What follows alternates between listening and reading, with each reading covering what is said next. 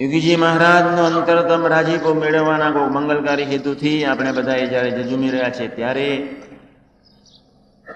આપણા અંતરને વિશે એક જ ભાવ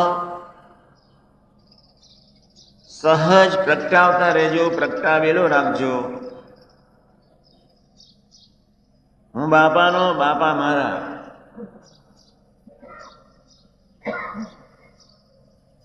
અમરીશ દીક્ષા લીધી છે એની પાછળનો એક જ હેતુ,